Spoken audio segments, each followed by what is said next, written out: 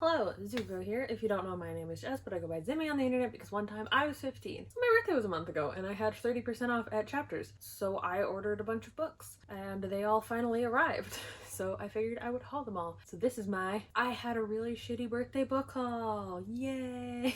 So first we have The Mermaid, the Witch, and the Sea by Maggie Takuda Hall. I have read their graphic novel, but I haven't read anything else by them. I like their graphic novel and it's queer and it's fun, and I think this book is also queer. I did kind of haul this in my Reading Blue Books vlog, but the audio is bad and echoey as hell upstairs. I'm doing it again. I love this cover. I don't know what's going on in any of it. I'm really excited to get to this book. I don't really know what it's about, but I believe it's queer because that's how all of these are gonna go. Next, I have Once and Future Witches by Alex E. Harrow. This is not queer. Alex E. Harrow gets really nice covers. They also wrote The 10,000 Doors of January, which I bought because I liked the cover and the fact that it was a portal fantasy, and then I haven't actually read it and I wanted to read it in January, so I guess I should get on that. But I picked this up because for some reason I am auto-buying Alex E. Harrow's books, even though I have only actually finished the Spindle Splintered novella, which I did enjoy. I have no idea if I'm gonna like this book. I'm assuming it's about witches. Then for some reason I was really compelled to pick up A History of Wild Places by Shea Ernshaw, and I read their YA novel Winterwood, I think that's what it was, in December, and it was truly a shitty book. It was so generic that it was incredibly forgettable. I don't even remember what happened in it because it didn't matter, and it was also supposed to be like a creepy forest book, but they were in a forest for like 20 seconds. So I've heard this book is also not good, and I think this is an unreliable narrator book. I think this is like Paranormal Powers Investigating Murders or something. I don't really know, but I'm gonna read this soon. And some part of me was like, no, I need to own it before I read it. I was like, I have it. It's on sale because I get the 30% off. Like I should just buy it because what if I like it? I don't believe I'm gonna like it, but I can't like stop myself. So there's this. If you wonder why I always have so many books to unhaul, that's why. Also, my unhaul should be coming in the next week or two. I'm unhauling another 100 books. Stay tuned for that. If you don't know, you may have seen my video from last January where I unhauled 100 books. I will link it up there. And if I've done the new one, I will try and also link it somewhere. But yeah. Next, I have Light from Uncommon Stars by Rika Aoki. And I don't know what this book is about. I think it's queer. It's maybe adult space sci-fi queer. I really just like this cover. I think this cover is really pretty. I don't know what it's about. Good Omens meets The Long Way to a Small Angry Planet in this defiantly joyful adventure set in California's San Gabriel Valley with cursed violins, Faustian bargains, and queer alien courtships over fresh-made donuts. Sold. Then I have Dead Space by Callie Wallace. I believe I was recommended this by Lavender Reads on Instagram. This, I think, is a like cyberpunk space murder mystery thriller where the main character is casually queer. All of that sounded great, so I picked it up even though it only comes in paperback, which makes me so sad because I'm such a baby and I like all my books to be hardback. But I did it. And I'm really excited about this book actually. Like, I'm super pumped. It sounds right up my alley, even though I know nothing about it. Then I have Sorrowland, a novel by Rivers Solomon. They're the one who wrote The Deep. This book, I think, is about a pregnant person who escapes from somewhere and a forest helps them, and something about maybe body horror with mushrooms. That's my whole aesthetic right there.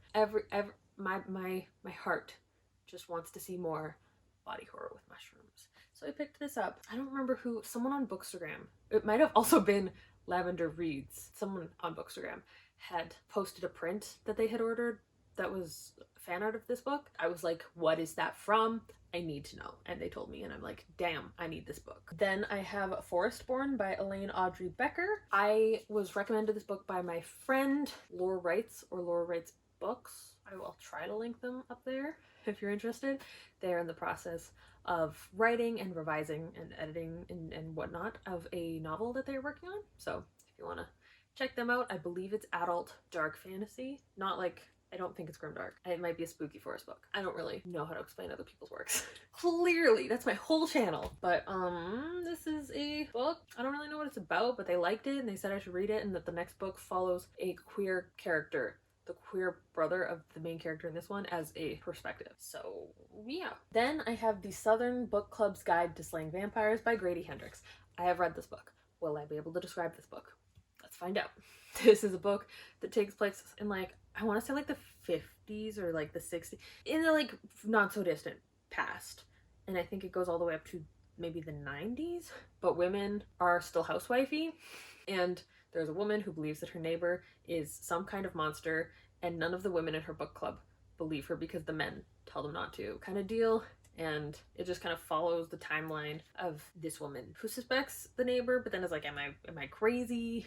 And it's a whole thing. I don't know. I found this fun. I've read one more of Grady Hendrix's books, and I'm like not sold on him as an author, but I like vampires, and I like this cover, and I didn't mind this book, so I picked it up. Bam, bam, bam. Can you move over?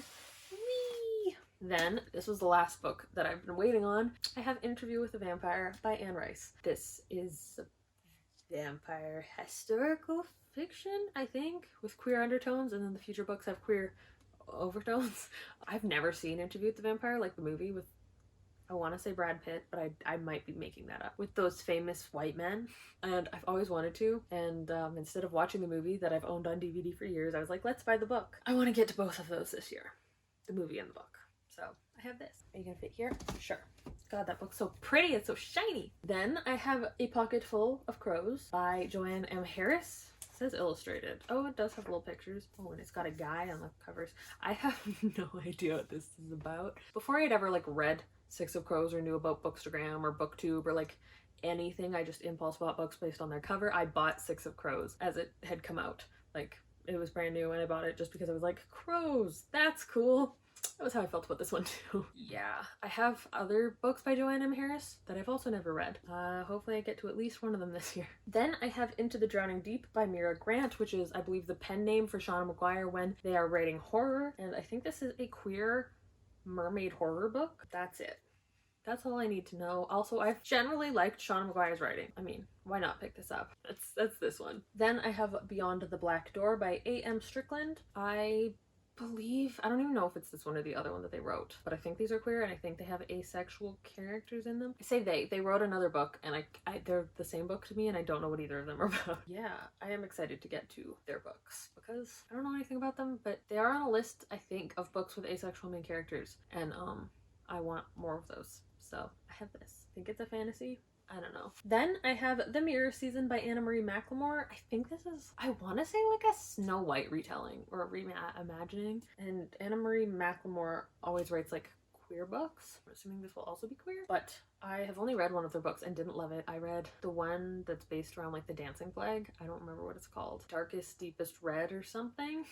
And I didn't like it. But I keep impulse buying their books, and I haven't stopped yet. Also, the colors on this one are so pretty. Then I have Kiki's Delivery Service by Aiko Kadono. I think that would be how you pronounce that.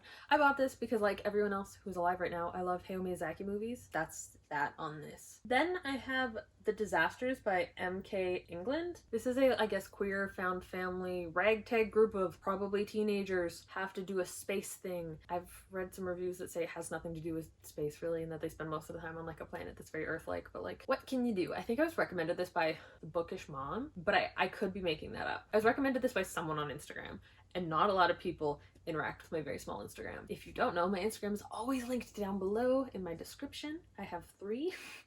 I have my personal one, I have my art Instagram that I never use, and I have my Bookstagram. They're all linked down below. Yeah, I have this. I have it taken out of the library at the moment, so I'm gonna read this soon. But I am in the middle of reading the Night World series by L.J. Smith, and after that I'm gonna read this. And also History of Wild Places by Shea Ernshaw are the 2 that I have out of my library right now. I'm gonna read these real soon. Then I have Firekeeper's Daughter by Angeline Booley, and I just bought this because of all the hype. I have no idea what this book is about, but everyone says it was really good, so I picked it up. And lastly, I have Sad Janet. Why do I have Sad Janet? Because I saw this cover at an indie bookstore, like, I think it was summer of 2020. I saw this book and I was like, that's just very funny. And then I remembered it. And I bought it because Sad Janet is just, I don't know what it's about, but it's got a sad greyhound on the front, which feels like the only state greyhounds know how to exist in. Also, it's by Lucy Britz. Yeah.